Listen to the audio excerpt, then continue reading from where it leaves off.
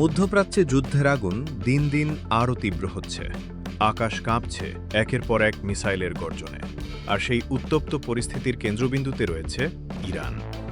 Tehran ঘোষণা দিয়েছে তাদের সামরিক অভিযান অপারেশন ট্রু প্রমিস 4-এর ২৩তম পর্যায় শুরু হয়েছে, যেখানে নতুন প্রজন্মের সলিড ও লিকুইড ফুয়েল চালিত শক্তিশালী মিসাইল এবং উন্নত ড্রোন ব্যবহার করা হচ্ছে।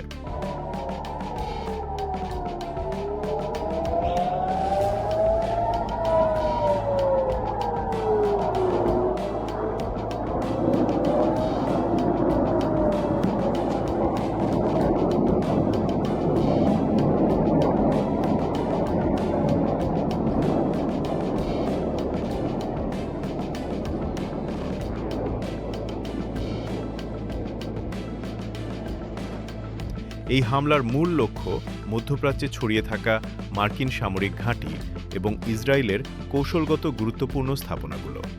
ইরানের দাবি অনুযায়ী বাহরাইনের শেখ ইসা এয়ারবেজ, কুয়েতের আলী সালেম ঘাঁটি, জর্ডানের আজরাক এয়ারবেজ এবং বাহরাইনের জুফায়ার নেভাল বেসসহ একাধিক মার্কিন স্থাপনা এখন তাদের নিশানায়।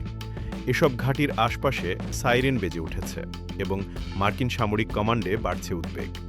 ওয়াশিংটনের প্রতিরক্ষা বিশ্লেষকদের মতে ড্রোন ও মিসাইলের সম্মিলিত এই আক্রমণ আঞ্চলিক নিরাপত্তার জন্য বড় ধরনের হুমকি হয়ে উঠতে পারে।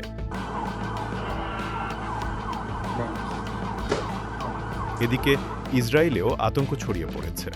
তেল আবিব থেকে শুরু করে বীর আলসাবা পর্যন্ত বিভিন্ন শহরে এয়ার রেড সাইরেন বাজছে। ইরান জানিয়েছে তারা শুধু শহর নয়, বরং ইসরায়েলের উচ্চ প্রযুক্তির সাইবার সেন্টার ও সামরিক সহায়তা কেন্দ্রগুলোকেও লক্ষ্যবস্তু করেছে। ইরানের ভাষ্যমতে এই অভিযানের পেছনে রয়েছে তথাকথিত মিনাব স্কুল গণহত্যা, যেখানে ১৬৫ জন স্কুল ছাত্রী নিহত হয়েছিল বলে তারা দাবি করছে। সেই ঘটনার প্রতিশোধ হিসেবেই এই অভিযান চালানো হচ্ছে বলে জানায় তেহরান।